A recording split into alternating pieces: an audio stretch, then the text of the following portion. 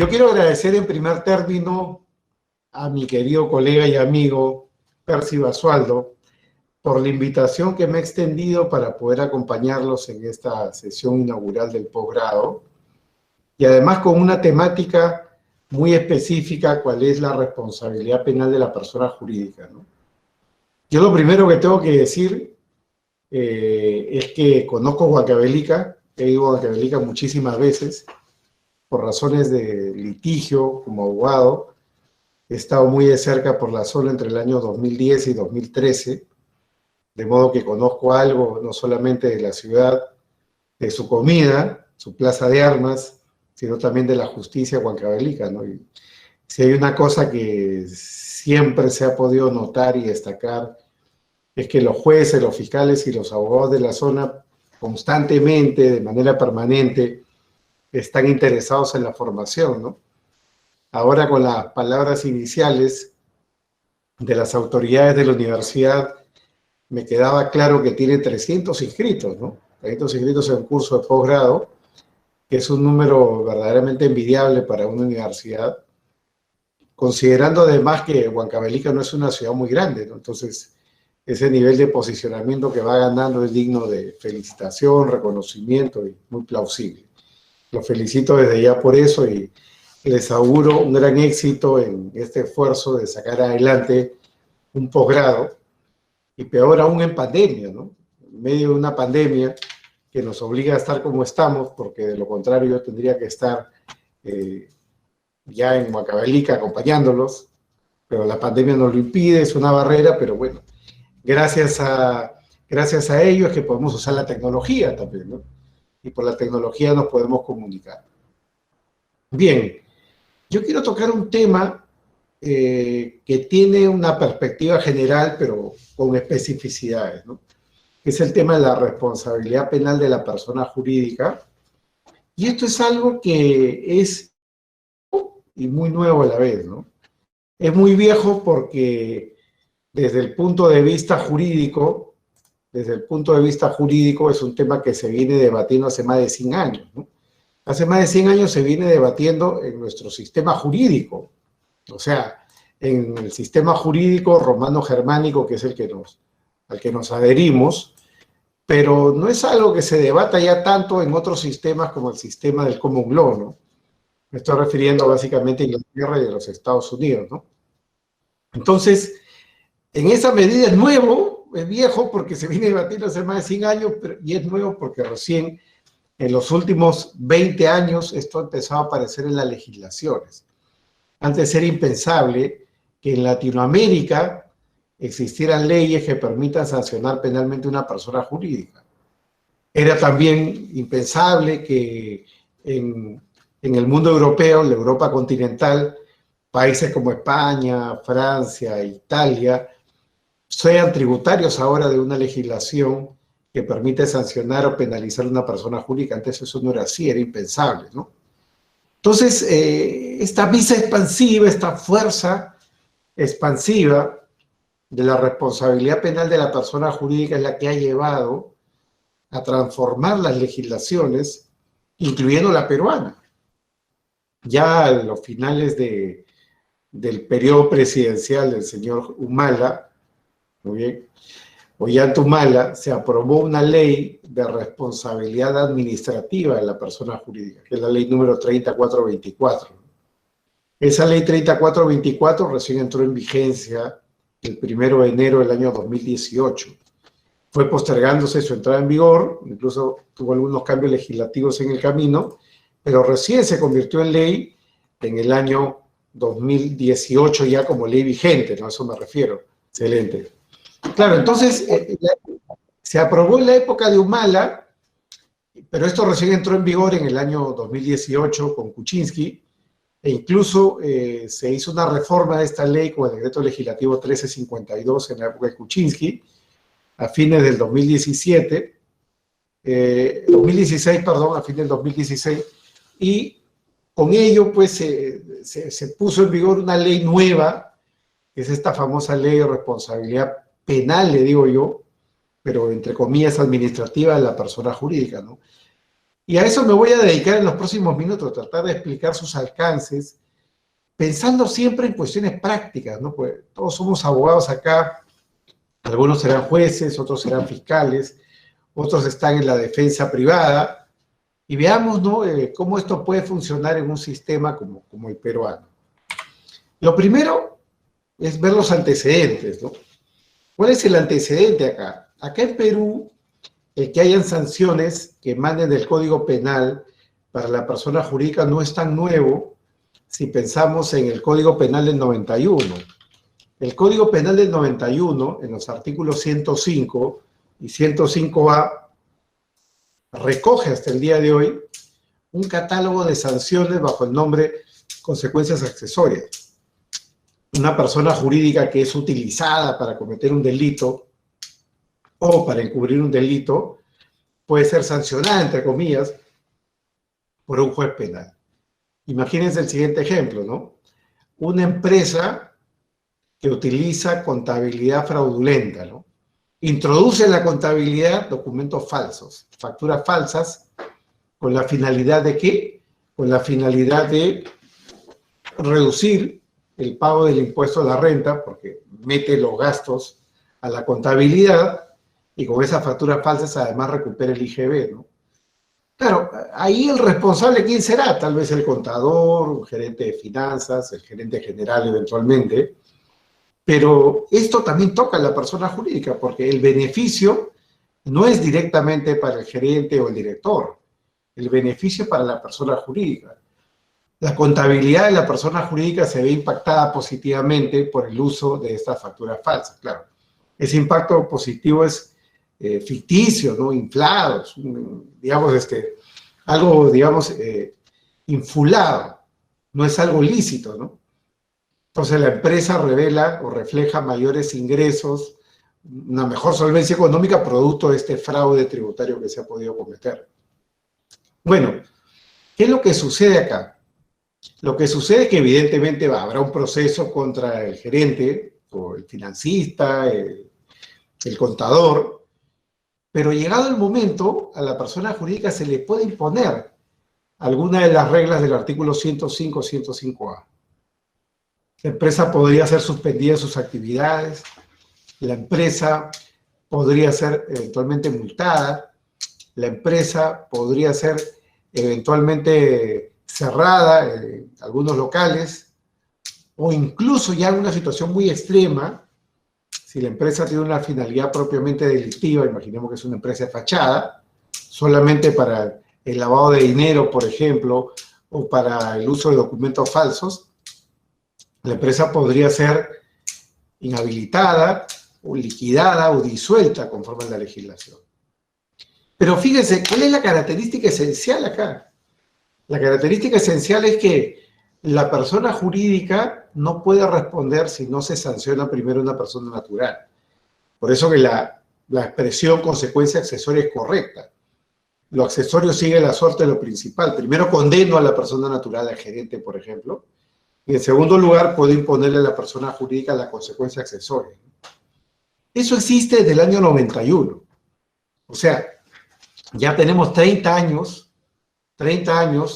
de regulación en esta materia, pero es una regulación escasamente aplicada.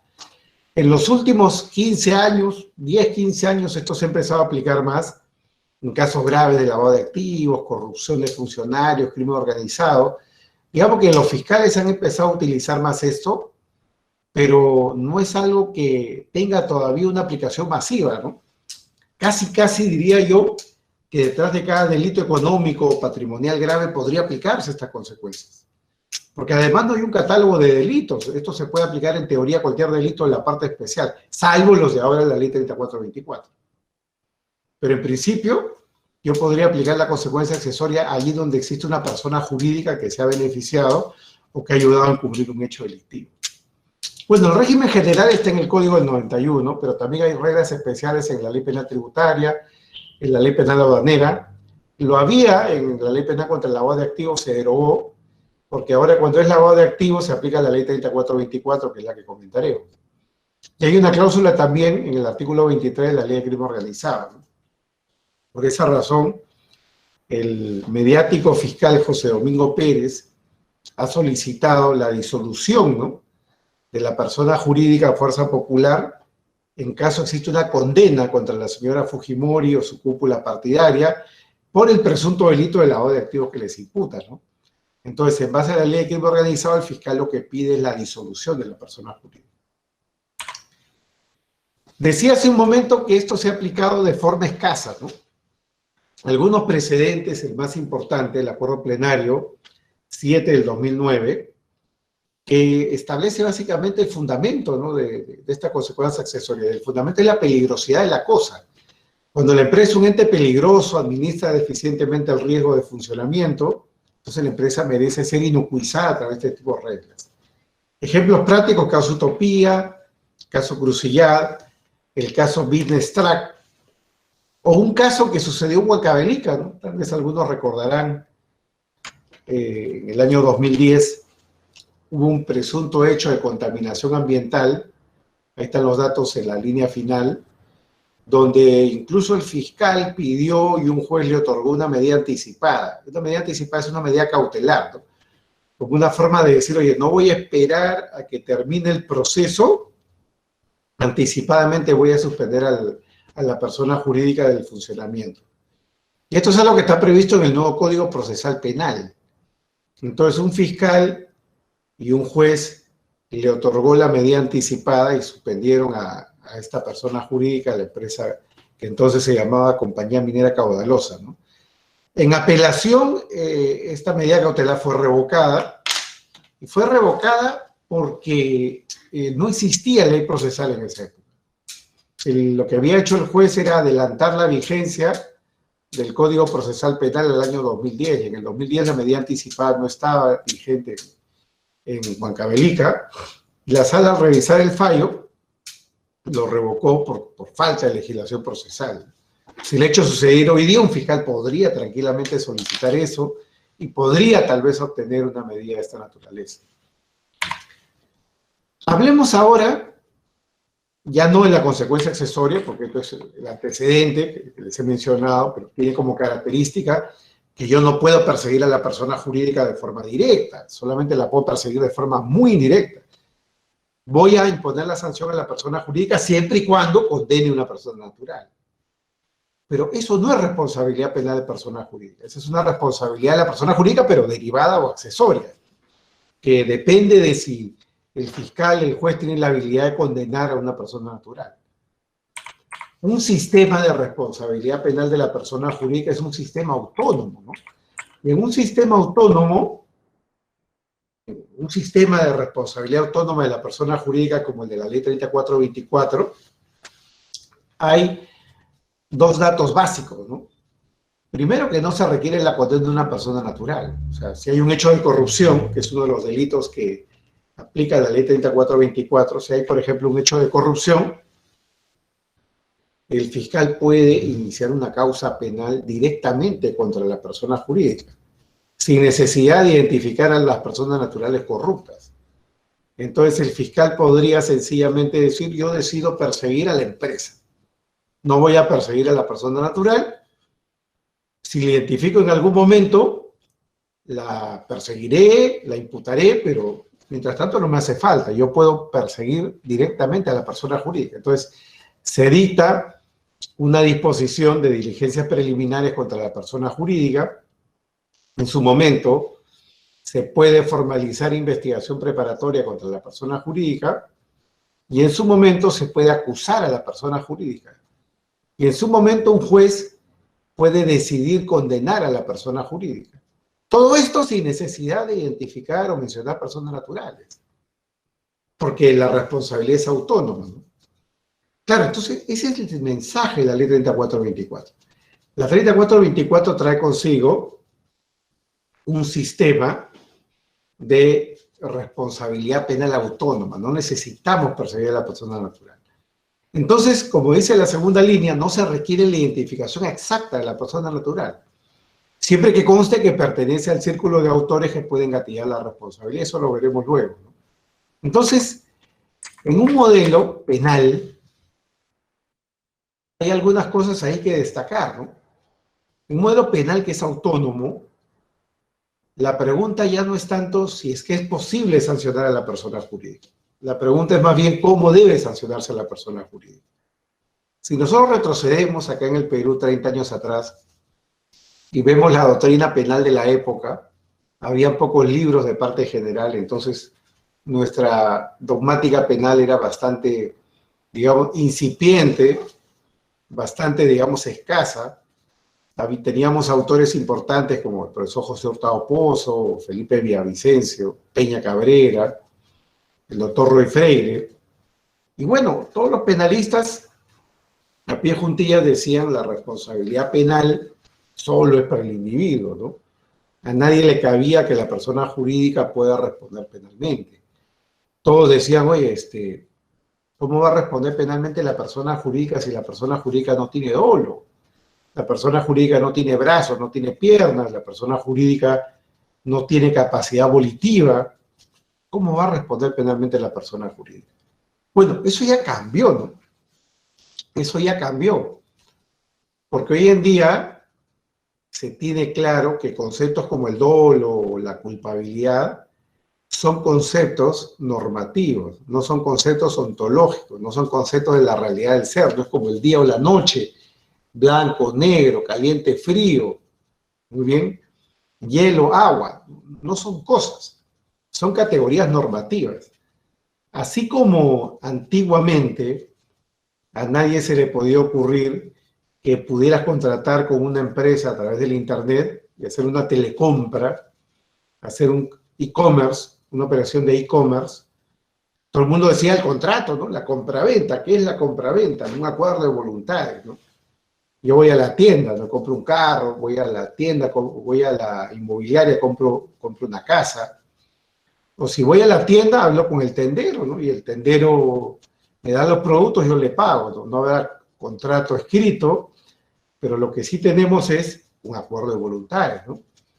Voy a un supermercado igual, ¿no? Aunque la cajera no sepa cómo me llamo, no tiene por qué saber, ella contabiliza el precio de los productos, yo pago y me lo llevo. Ahí está celebrada la compraventa, ella actúa en representación de la persona jurídica.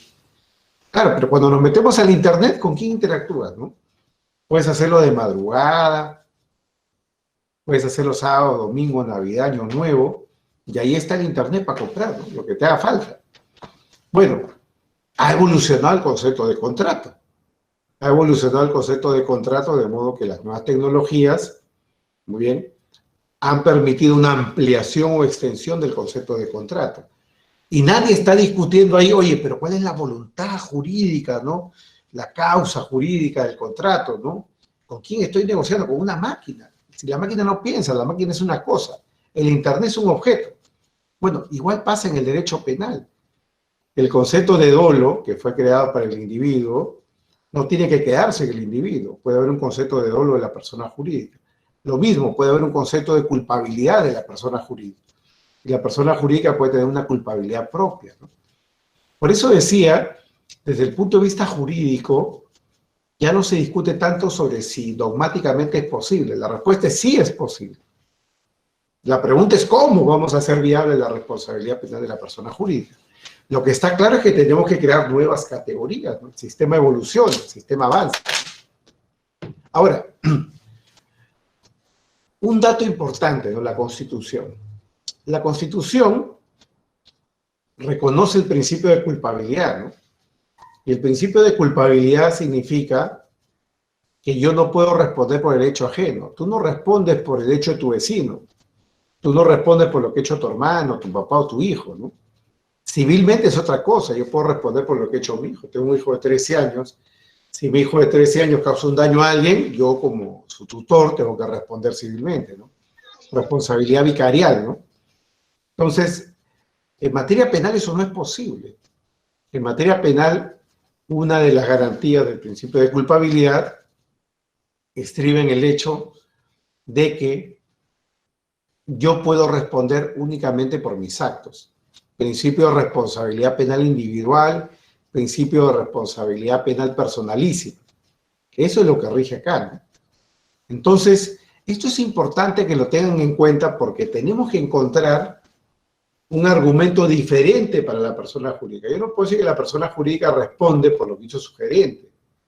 Lo que hizo su gerente es el delito de su gerente.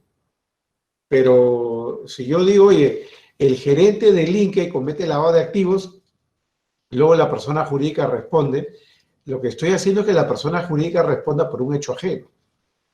Por eso que el principio de culpabilidad exige y demanda que la responsabilidad penal de la empresa o la persona jurídica tenga una motivación propia, distinta. Y eso lo veremos luego.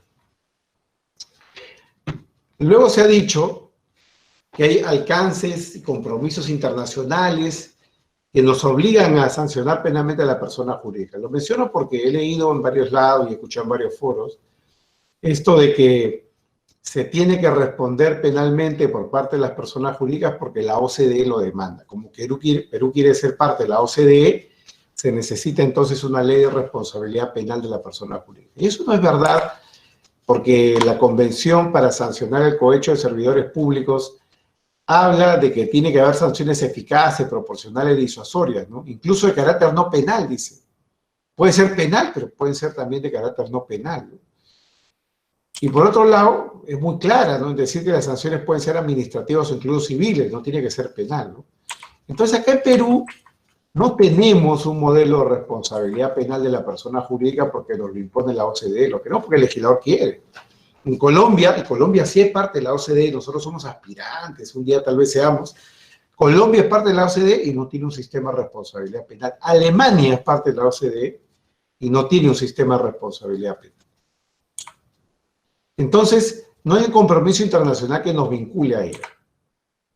Ahora, hablemos de los modelos que hay en el derecho comparado. En el derecho comparado hay tres modelos. El modelo de la autorresponsabilidad, el modelo de la heteroresponsabilidad y el llamado modelo mixto o de heteroresponsabilidad atenuada. Empecemos por el de heteroresponsabilidad, ¿no? El de heteroresponsabilidad, que es el que está al medio, es el modelo vicarial americano. Esto es como en el derecho civil. En el derecho civil, si un empleado genera un daño a un cliente, el empleado de una empresa genera daño a un cliente, por ejemplo, lo lesiona haciendo taxi, Doctor, una flota de taxi de una empresa, en un servicio de transportes interprovinciales, entonces la víctima tiene derecho a demandar no solo al empleado, sino también al empleador. doctor, El empleador responde por lo que ha hecho el empleado. no están corriendo las diapositivas, gracias. Ese es el, ¿perdón? Sí, doctor, disculpe, no están corriendo las diapositivas, se quedó en la principal. Ahora sí, gracias, muy amable. ¿Ahora sí la ven? Ya, gracias. Ahora sí, gracias. Entonces mejor lo achico así para que estemos seguros, ¿ok? Ahí ven, ¿no? Sí, doctor, sí, gracias. Vale. Bueno, entonces, en un sistema de heteroresponsabilidad, modelo vicarial, lo que tenemos es que se responde, la persona jurídica responde por el hecho de su empleado. La persona jurídica responde por el hecho del empleado. Igual que en el derecho civil, ¿no? Si yo sufro un accidente, como decía, no solamente puedo demandar al conductor, al chofer, al empleado, puedo demandar también a la persona jurídica, porque rige ahí el modelo de responsabilidad vicarial, responsabilidad por el hecho ajeno. Bueno, en Estados Unidos eso es así. La persona jurídica responde penalmente por lo que ha hecho su empleado. Pero ese modelo no es de recibo en el Perú porque violaría el principio de culpabilidad. Es por esa razón que hay una tendencia a defender modelos de autorresponsabilidad. Autorresponsabilidad significa que la persona jurídica responde per se. La persona jurídica responde con argumentos propios, lo que ella hizo o dejó de hacer, no en función de lo que hizo o dejó de hacer el empleado. Y luego hay modelos mixtos o de heteroresponsabilidad atenuada, que es el modelo de Perú, ¿no? Yo creo que Perú, Italia, en parte España, Chile siguen este modelo, que son los modelos del defecto de realización, ¿no?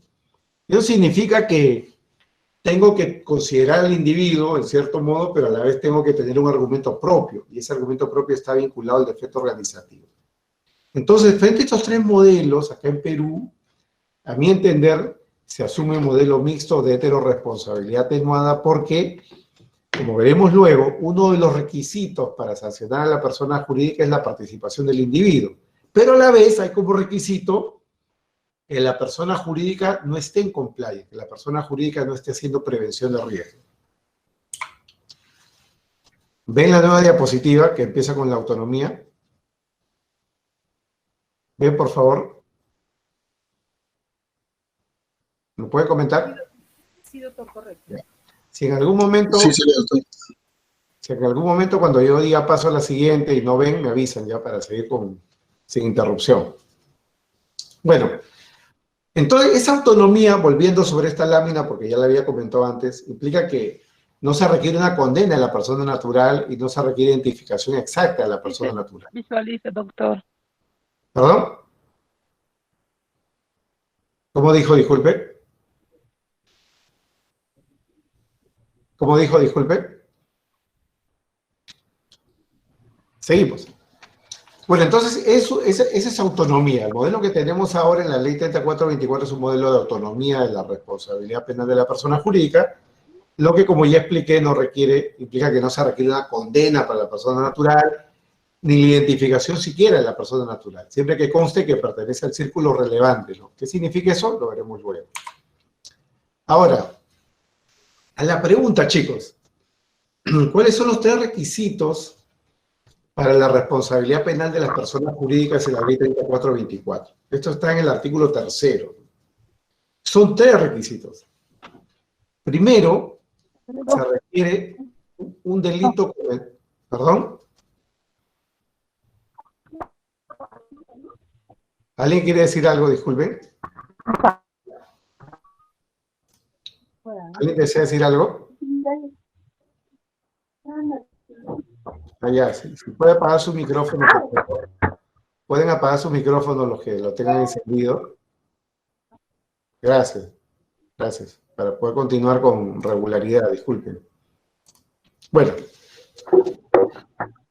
Son 3 los requisitos ya para poder sancionar a una persona jurídica. Que hay un delito relevante cometido por una persona natural, no cualquier persona natural. Hay una lista de personas naturales que pueden dar lugar a la responsabilidad penal de la persona jurídica, y tampoco cualquier delito, son algunos delitos únicamente. En segundo lugar, se requiere probar que este delito ha sido cometido en interés o para el provecho de la persona jurídica. Y en tercer lugar, se requiere que este delito sea producto del incumplimiento por parte de la persona jurídica de sus deberes de dirección y supervisión. Es decir, que no haya compliance, ¿no? ¿Qué significa compliance? Compliance significa prevención de riesgos penales. Es algo así como la historia del ladrón, ¿no? Si yo tengo una casa con medidas robustas de prevención, alarma, cerco eléctrico, cámaras, lo más probable es que el ladrón no quiera robar ahí, ¿no? Puede ser que lo haga, pueden haber ladrones hábiles que lo hagan, pero seguramente ese ladrón va a querer ir a robar en la casa del costado, que tiene menos medidas de seguridad, ¿no? A eso apunta el punto 3. ¿Cuáles son las medidas de seguridad que tiene la empresa para prevenir la comisión de delitos? Eso no es garantía de que los delitos no se vayan a cometer. Solo es garantía de que tienes medidas de prevención, nada más, ¿no? Es lo único que se podría decir, ¿no? Pero entonces, el fiscal tiene que probar estas 3 cosas para sancionar a la persona jurídica. ¿Cuáles son los delitos? No cualquier delito, ¿no? Colusión desleal, 384 del Código Penal. Cohecho activo genérico, 397 del Código Penal. Cohecho activo transnacional, 397A del Código Penal. Cohecho activo específico, 398 del Código Penal. Tráfico de influencias, 400 del Código Penal. Lavado de activos, modalidades de los artículos 1 al 4 del Decreto Legislativo 1106. Y financiación del terrorismo, ¿no? Que es el delito del artículo 4A del Decreto Ley 25475. Bueno, este catálogo de 7 delitos, son los que pueden dar lugar a la aplicación de la 3424. Entonces, la responsabilidad penal de la persona jurídica no se gatilla así nomás. La responsabilidad penal de la persona jurídica solamente se gatilla en la medida que se cometa alguno de estos delitos. Pero esos delitos no pueden ser cometidos por cualquier persona. Por eso que el punto 1 dice, delito, no cualquiera, cometido por persona natural relevante, no cualquiera. ¿Qué delito? Estos. ¿Qué personas? Estas de acá. Este es el llamado círculo de actores, lo que trae consigo la llamada conexión entre el individuo responsable y su hecho con la persona jurídica. Esto es lo que se llama el hecho de conexión, ¿no? ¿Quiénes tienen capacidad de conectar el delito con la persona jurídica? No cualquier persona. Y en esto hay 3 niveles, ¿no? Está ahí en los literales A, B y C, ¿no? ¿Cuáles son esos 3 niveles? Primero, socios, directores, administradores de hecho, de derecho, representantes legales o apoderados de la persona jurídica, ¿no? Segundo nivel, es decir, el primer nivel son la alta dirección, por decirlo de alguna manera. Socios, directores, administradores, representantes, ¿no? La alta dirección, el alto mando de la persona jurídica. Segundo nivel, ¿no? También pueden dar lugar a la responsabilidad de la persona jurídica los del mando medio, los que están sometidos al control y órdenes de las personas del grupo A. Los empleados, ¿no? Los empleados, ¿no? Subgerencia, jefatura, secretarios, secretarias, colaboradores en general, ¿no? Claro, pero la situación del supuesto B es que este mando medio comete delito de consumo bajo las órdenes o autorización de la alta dirección. Es decir, el caso B es un caso de coautoría, ¿no? Entre los del grupo A y los del mando medio, ¿no? Y el caso C es cuando el delito es cometido también por el mando medio, pero en contra, ¿no? Sin conocimiento del grupo A. De modo que estos señores del grupo A han incumplido sus deberes de supervisión, vigilancia y control. Es decir, no los han, digamos, no los han alentado, el alto mando, la alta dirección no ha alentado, no ha promovido, no ha instigado el hecho, no se ha beneficiado del mismo, pero se hicieron pues a los locos, ¿no? Incumplieron sus deberes de supervisión, vigilancia y control.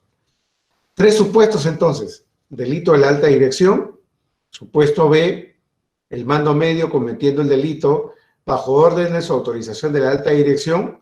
Tercer caso, literal C, el mando medio cometiendo el delito, muy bien, por negligencia de los sujetos del grupo A. Son los 3 supuestos. Y ahí se agota el primer requisito, ¿no? Delito relevante cometido por una persona natural relevante. ¿Qué delito relevante estos? ¿Qué persona natural relevante estos de acá? Con ello votamos al requisito 1, ¿no? El requisito 2 está previsto en la propia ley, nos dice acá, ¿no? El delito debe ser cometido en beneficio directo o indirecto de la persona jurídica. Ese es el requisito 2. Y el requisito 3 es la falta de medidas de prevención. Por ese motivo, la ley tiene 3 válvulas de escape, ¿no? Podemos hacer responder a la persona jurídica, pero la persona jurídica tiene 3 válvulas de escape, ¿no? No importa si tiene programa de cumplimiento o no, no responde la persona jurídica si la persona natural ha cometido el delito en provecho propio. Si comete el delito en provecho propio o a favor de un tercero, distinto a la persona jurídica, evidentemente no se cumple el requisito 2, ¿no? Es el provecho, ¿no? Primera válvula de escape, está prevista expresamente en el artículo 3 sin fin de la ley. Segundo, cuando la persona jurídica tiene un programa de cumplimiento efectivo. En ese caso, no se cumple el requisito 3, porque hay un modelo eficaz de prevención de delitos. En el tercer caso, la tercera válvula de escape, cuando la persona jurídica defrauda el programa de cumplimiento. Es decir, la persona natural defrauda el programa de cumplimiento. Esto es, el individuo, cualquiera de estos de acá, el individuo, lo que hace es, pese a que el compliance lo rodeaba, el individuo no sigue el programa de cumplimiento. Es decir, hace caso omiso a la regla de cumplimiento. La empresa ha hecho esfuerzos por prevenir el delito, la persona jurídica natural se comprometió con esto, pero no cumplió. 3 válvulas de escape en la ley, la última, artículo 17.4 de la misma. Ahora, perdón un segundo. Ahora, ¿no? Esta responsabilidad se suele llamar responsabilidad administrativa, ¿no?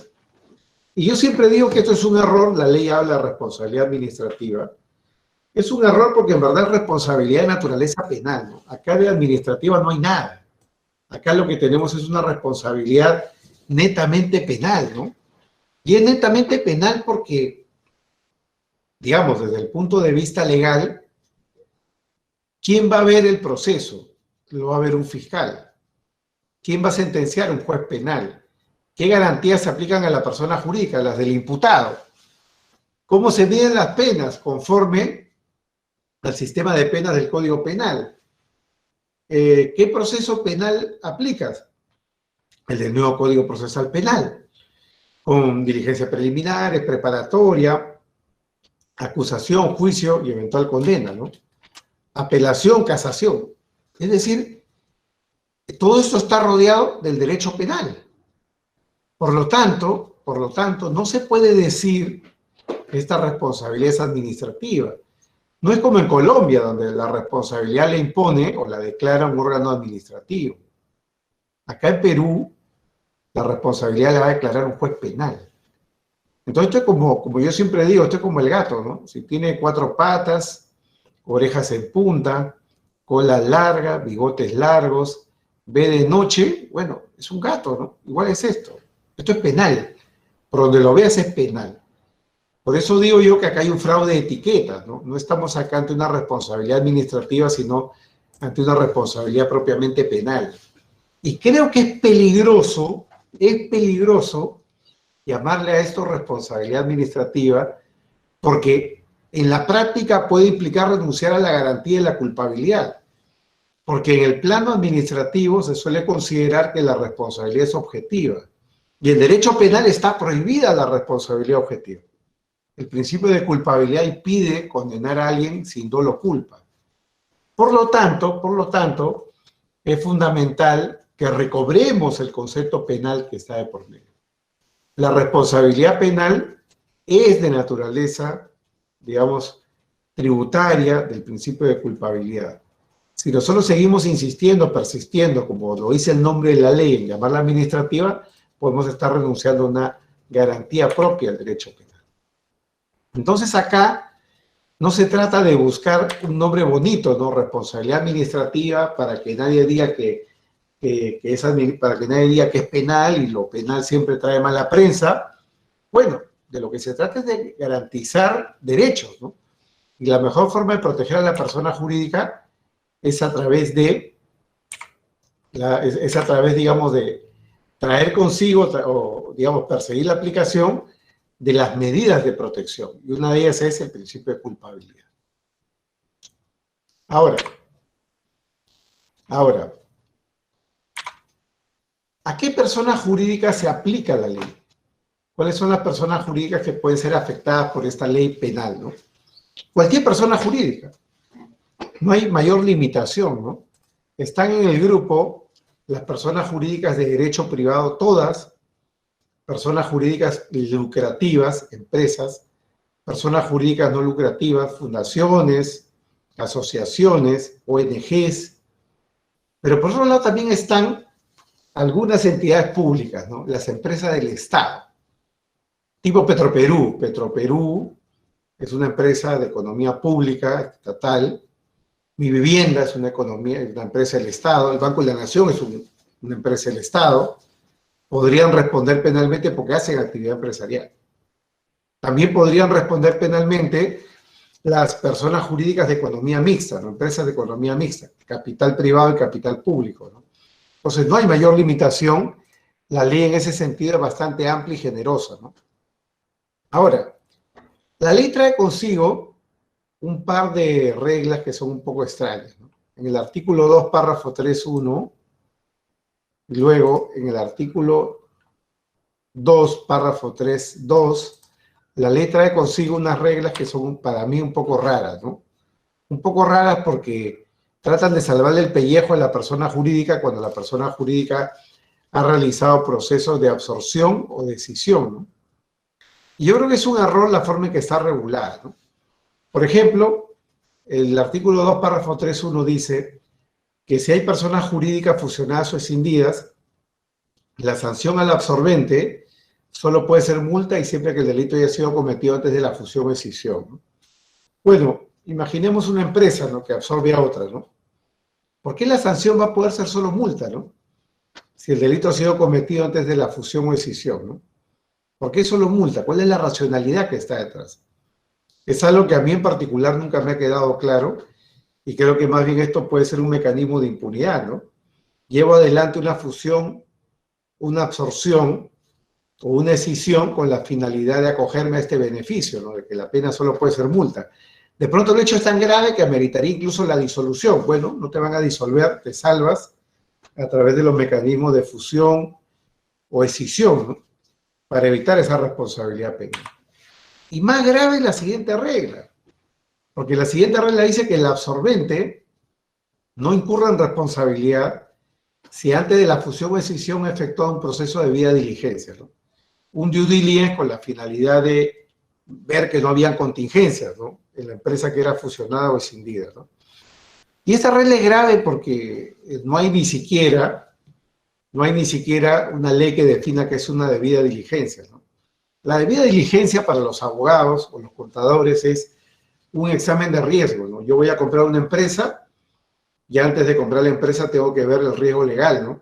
Si hay riesgo laboral, casos penales, civiles, ambientales, regulatorios, para saber qué estoy comprando. De pronto estoy comprando una empresa que tiene una gran contingencia legal, ¿no? Tiene tantas demandas laborales que lo que yo invierta seguramente lo podría perder. Bueno, para eso está el due diligence, ¿no?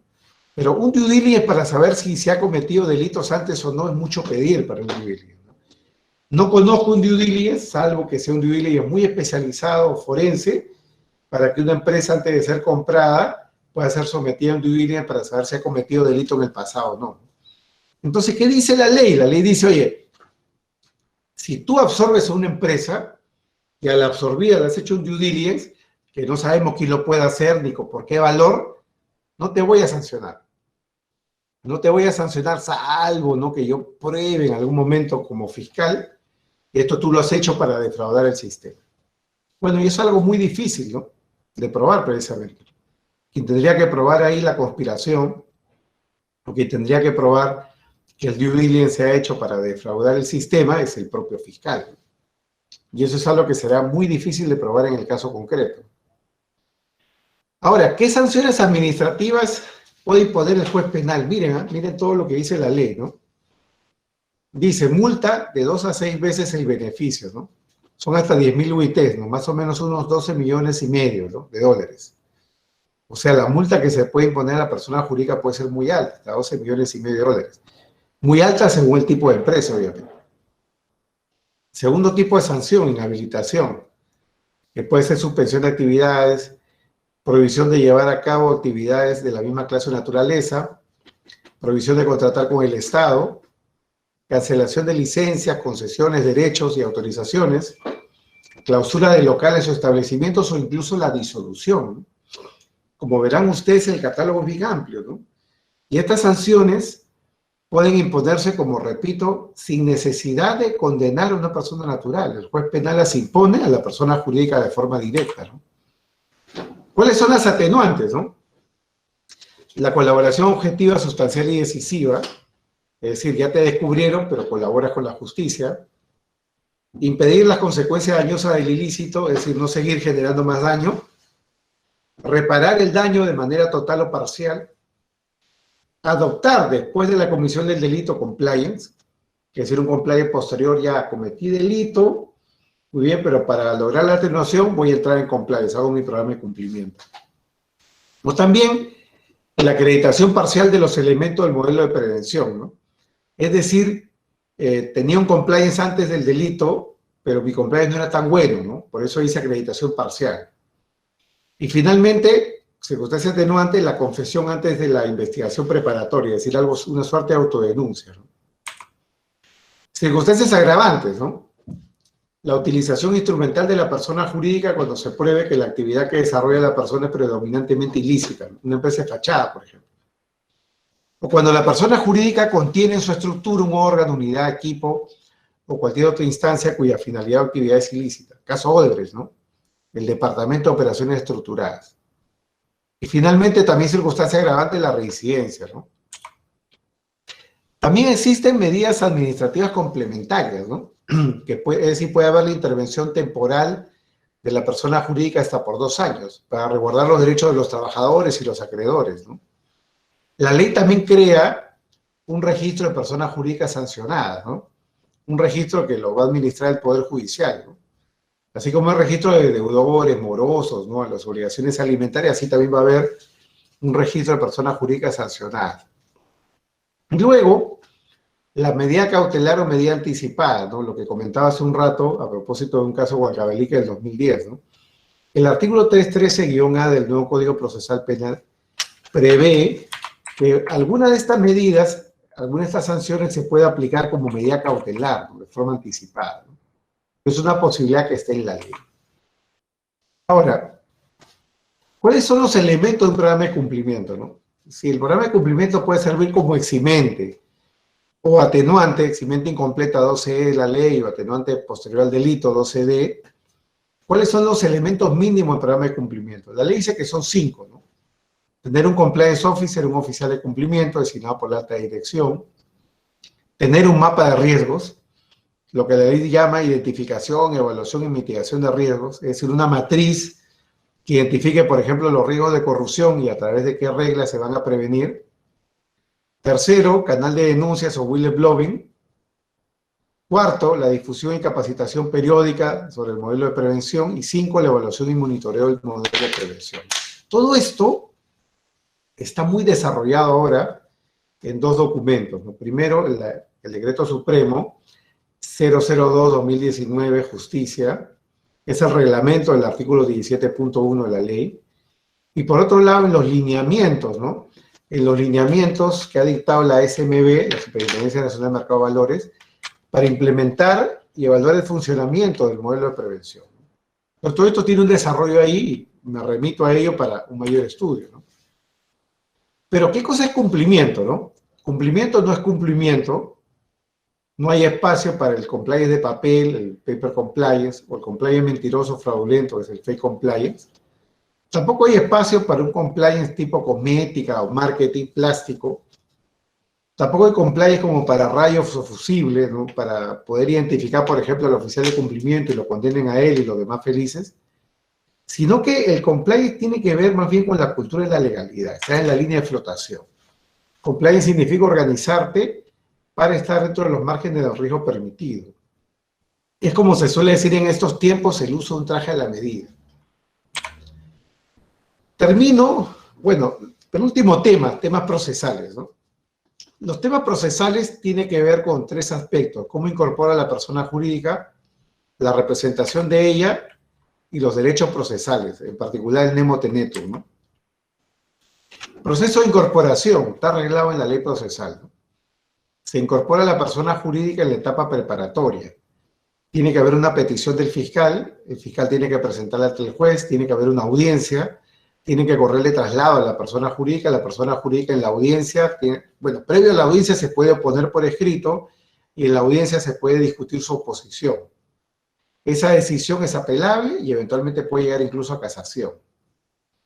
Ahora, segundo problema, representación de la persona jurídica, ¿no? Y acá el tema tiene que ver con la prevención del conflicto de intereses, ¿no?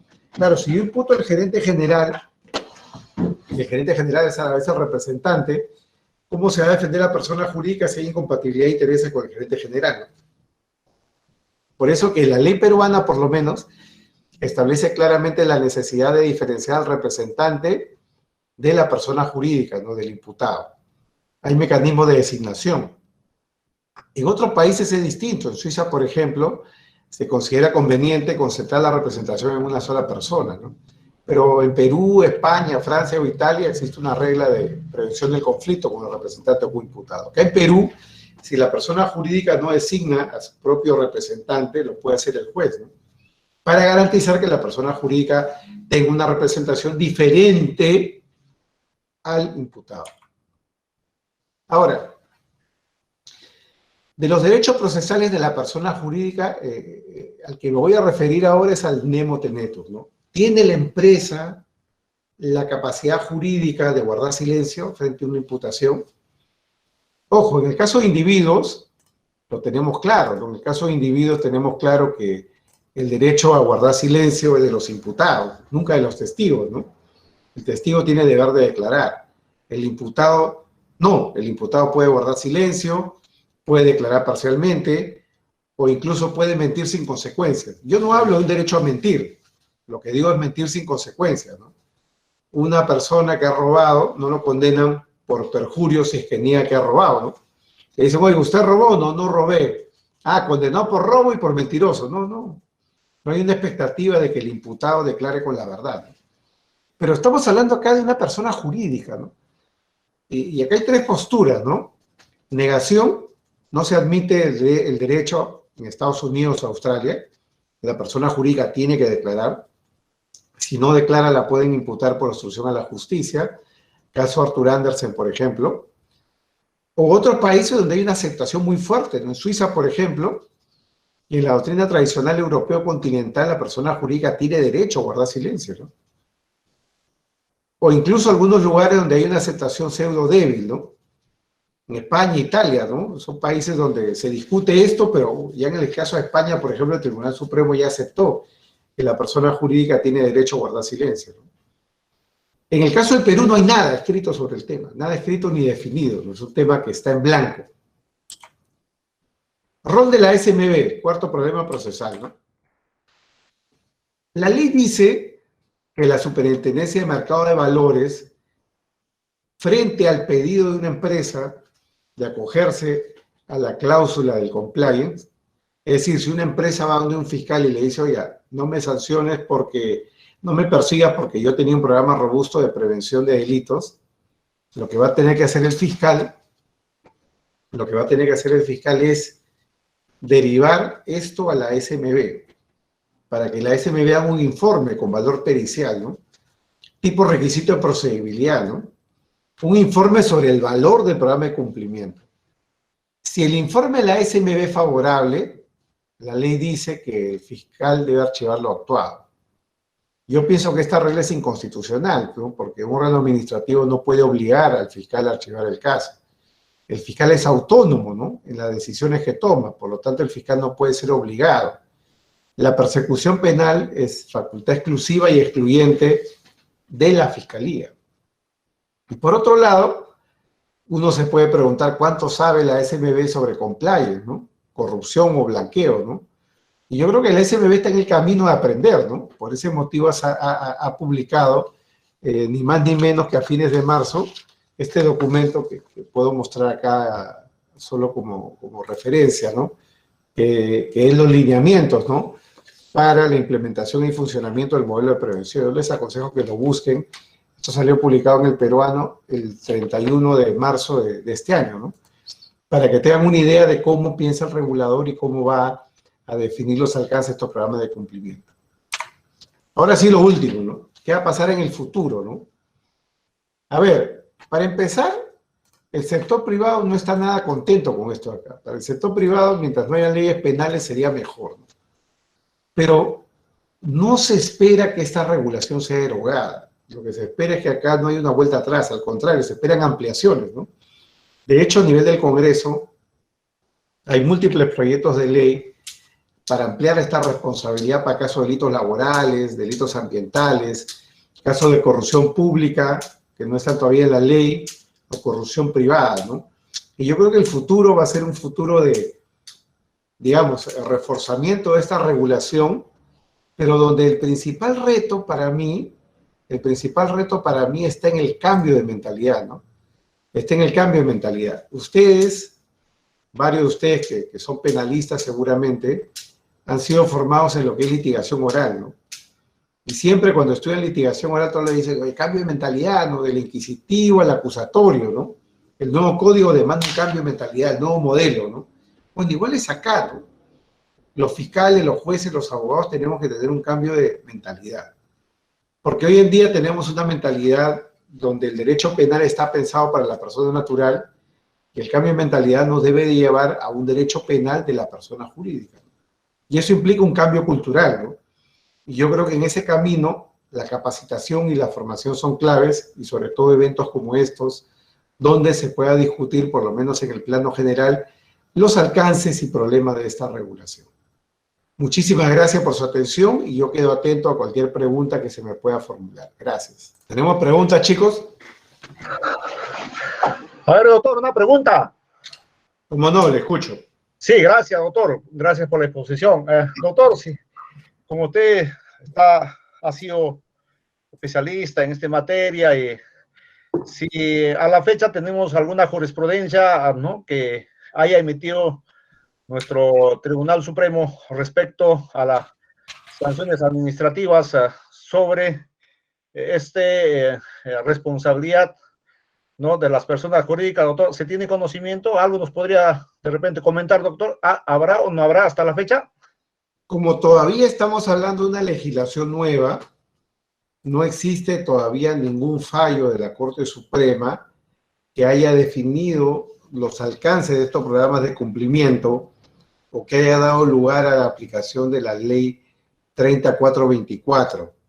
Lo que sí hemos visto por parte de la Corte Suprema son fallos donde se ha tocado esto de las consecuencias accesorias. Por eso mencioné al inicio este acuerdo plenario 7 del año 2009, donde la Corte Suprema, en cierto modo, interpreta los elementos, digamos, vinculados al artículo 105 del Código Penal, la consecuencia accesoria, ¿no?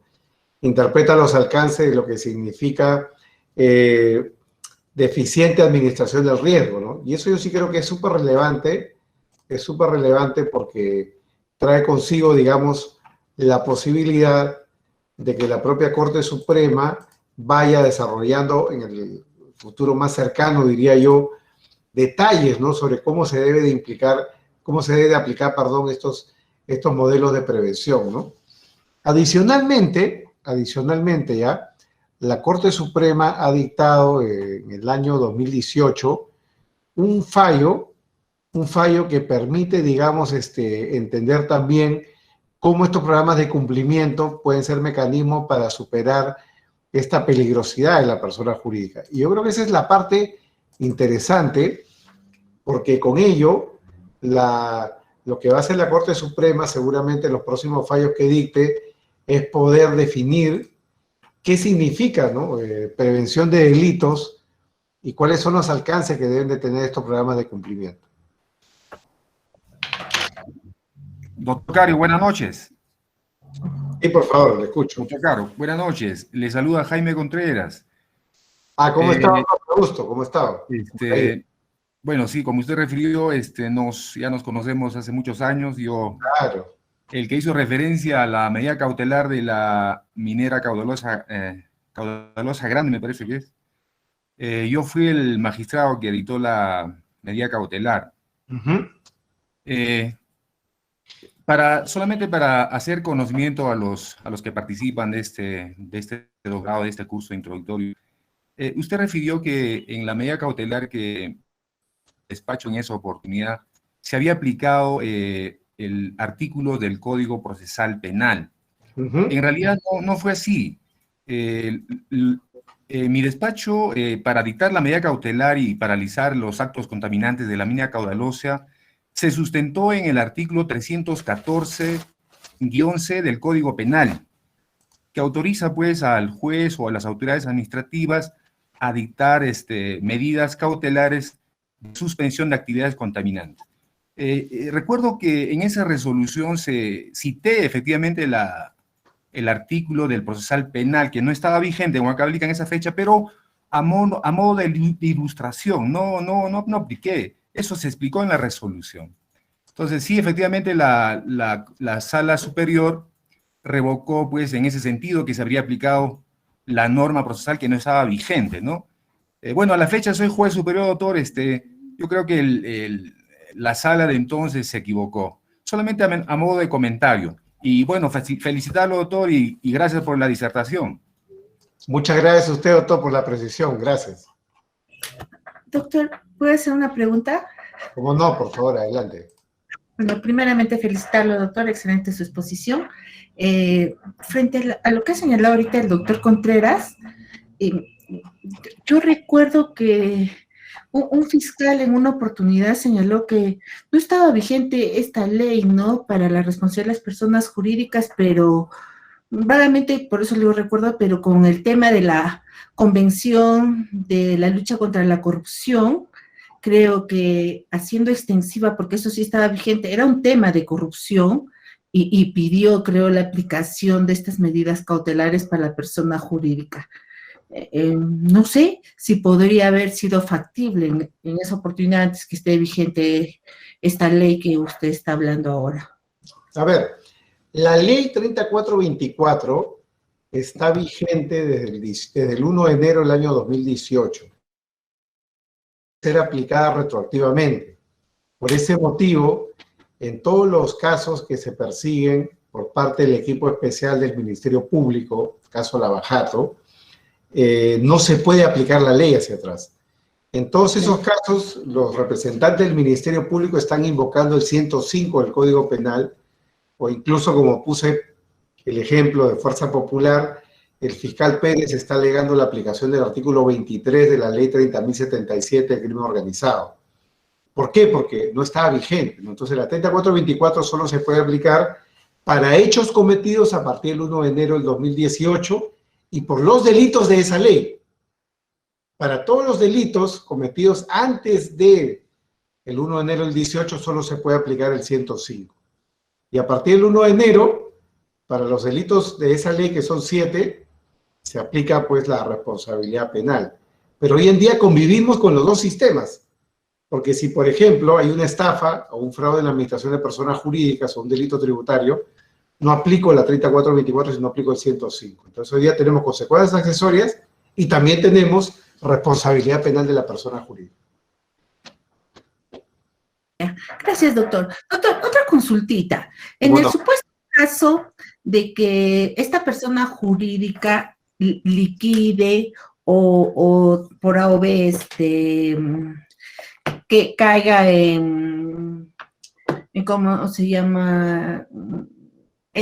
No liquidación, sino en quiebra o algo así, ¿se puede seguir ejecutando? Porque ficticiamente hay veces liquidan o pasan a nombre de otras personas esta empresa o cambia de nombre, ¿se puede seguir ejecutando?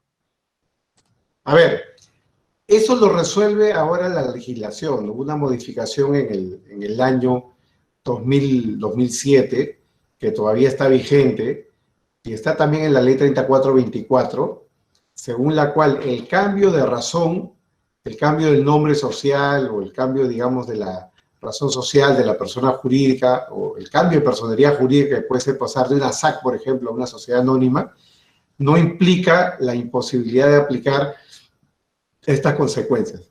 Te cambias de nombre o te cambias de ropa, por decirlo de alguna manera, igual te persigue la aplicación de la ley, ¿no? El único problema sí tiene que ver en la 3424 con las fusiones o escisiones, ¿no? Con esas reglas un poco extrañas para mí, que está en el artículo 2 y que he criticado, ¿no? Según la cual, por ejemplo, si yo tengo una empresa y compro otra y la absorbo, yo no respondo por los delitos de la absorbida, es decir, la absorbo y limpio su pasado si hago un due diligence, ¿no? Y la ley no me dice cuál es el estándar del due diligence. Yo puedo mandar a hacer un due diligence de, no sé, gastándome $1.000, una suma exigua para un due diligence, que me lo firme un abogado, que el abogado me diga que la empresa no tiene contingencias, lo legalizo, le doy fecha cierta, y si un día explota un delito de por medio, yo digo, oye, pero perdón, yo hice un due diligence, y la ley dice que sí hice un due diligence, porque la ley no me dice si debe ser bueno o malo, el due diligence razonable o no, me dice que basta que haya una debida diligencia, entonces yo no debo responder penalmente. ¿Alguna otra pregunta, chicos? Gracias, doctor. Profesor, buenas noches. ¿Qué tal? Profesor Carlos, muy buenas noches. Excelente disertación la de hoy día. Tengo una pregunta en relación a la teoría de la imputación objetiva. ¿Cómo podemos formular una teoría de la imputación objetiva para responsabilizar penalmente a la persona jurídica? ¿A partir del criterio del riesgo o a partir de criterios normativos? Por ejemplo, por el carácter organizacional o el carácter de la defectuosa organización. Esa parte, no sé si nos podría aclarar un favor. Muchas gracias. Sí, yo en particular, y esto lo he publicado ya hace un tiempo, considero que el compliance está íntimamente ligado a la persona jurídica. Es decir, la persona jurídica tiene que hacer prevención, y la prevención que tiene que hacer la debe de hacer en los niveles de riesgo permitido. Así como un vehículo debe de ser conducido bajo determinada medida de seguridad, cinturón de seguridad, luces, buenos frenos, respetando la regla de tránsito, una persona jurídica igual debe de conducirse dentro de la legalidad y haciendo prevención. Muy bien, entonces, una persona jurídica que hace prevención dentro de los niveles de riesgo permitido no debe de responder penalmente. Ejemplo, ¿no? Yo tengo una empresa que le vende servicios al Estado, o le vendo bienes, ¿no? Yo le proveo a la Municipalidad de Huancavelica, o yo soy un proveedor de, digamos, las unidades correspondientes del Ministerio de Educación de Huancavelica, y le vendo productos, ¿no? Productos de limpieza, útiles, o le doy servicios de limpieza, etcétera. Soy una empresa tercerizada, ¿no? Bueno, entonces, evidentemente, soy una empresa que puedo estar sometida y someter a la vez al riesgo de corrupción, porque siempre, cuando hay contratación pública, el riesgo de corrupción existe, ¿no? Ahí donde hay plata del Estado, ahí donde hay contratos, siempre el riesgo de una colusión desleal o corrupción existe.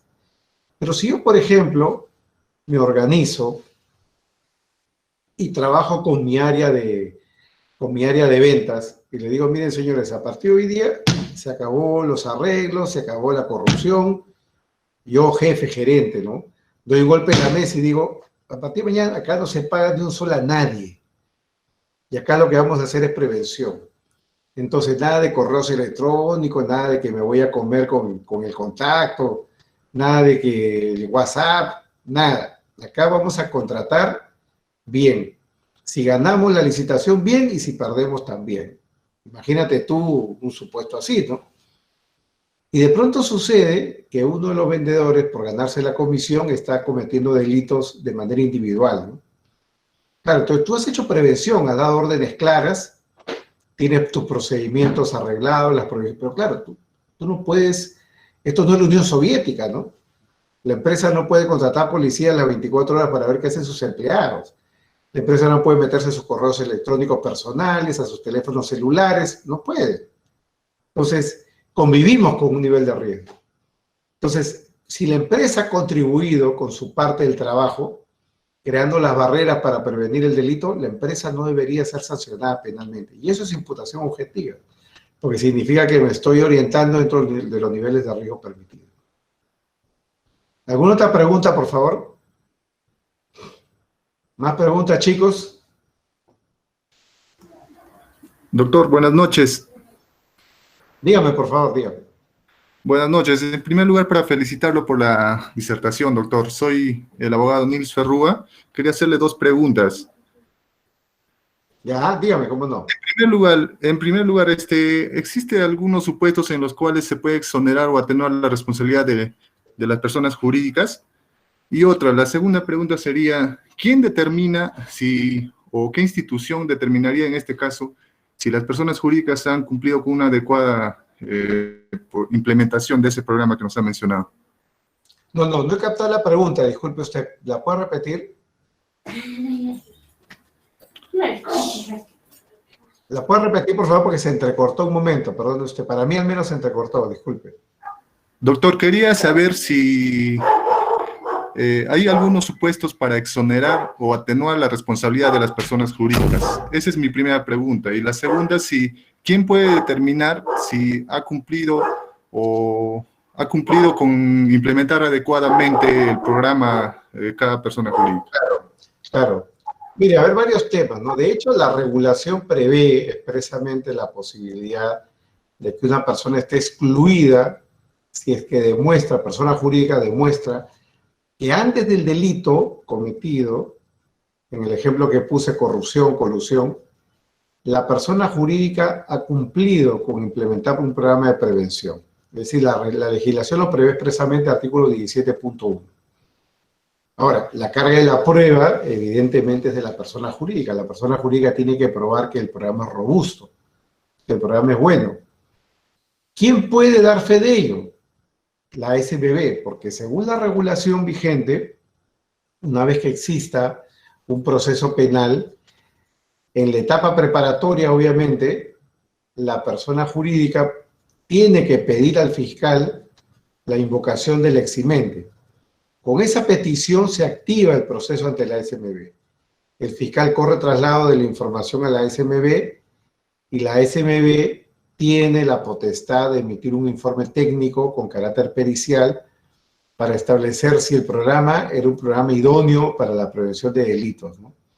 Entonces, no hay ninguna certificación previa de parte de la autoridad. La certificación no existe. Lo que hay es un examen posterior al delito dentro del proceso penal, donde la SMB puede emitir un informe técnico si es que se invoca la causal eximente en mención, ¿no? Ahora, en la parte privada, fuera ya del órgano del Estado, lo que uno puede hacer es tener un programa de prevención, hacer una auditoría interna, hacer una auditoría externa, tener acreditaciones o poder tener una certificación ISO, eso se puede tener, ¿no? Pero eso no es garantía de que el Estado va a repetir lo mismo y va a decir, ah, bueno, como tienes una ISO, entonces confirmadísimo que tú eres un buen ciudadano. Eso no funciona así, ¿no? ¿Alguna otra pregunta, chicos? Una pregunta más y culminamos, por favor. Buenas noches, doctor Carlos Caro Coria. ¿Qué tal? ¿Cómo está? Qué gusto. Andrés Astovilca. ¿Qué tal? Doctor, a ver, usted ha indicado de que la SBS podría emitir un informe indicando que en efecto, ¿no?, el complier de esa empresa, de esta persona jurídica, es adecuada. Entonces, ese informe vincula al fiscal.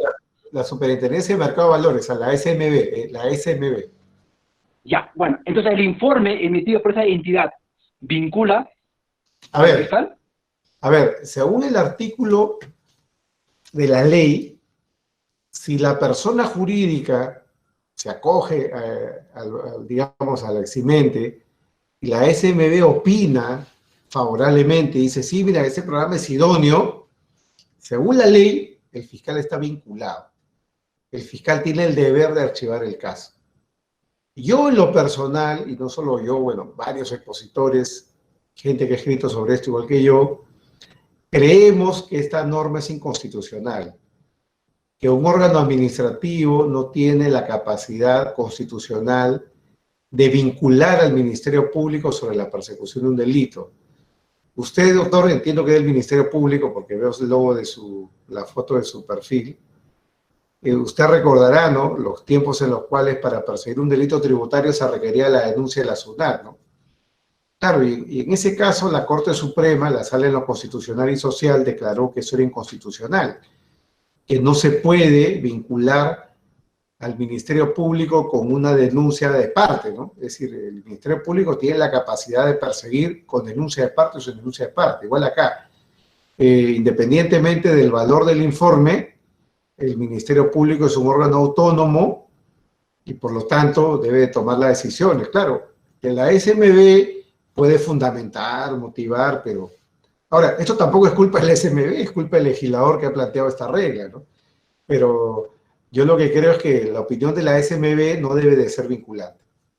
¿Significa eso que en el caso concreto, si es que hubiera un informe de la SMB que dice que el programa es idóneo, y el fiscal piensa distinto, el fiscal puede pedir la inaplicación de la ley en ese extremo, ¿no? Ante un juez, claro. Bueno, una vez más, agradeciendo al doctor Carlos Caro por su brillante exposición.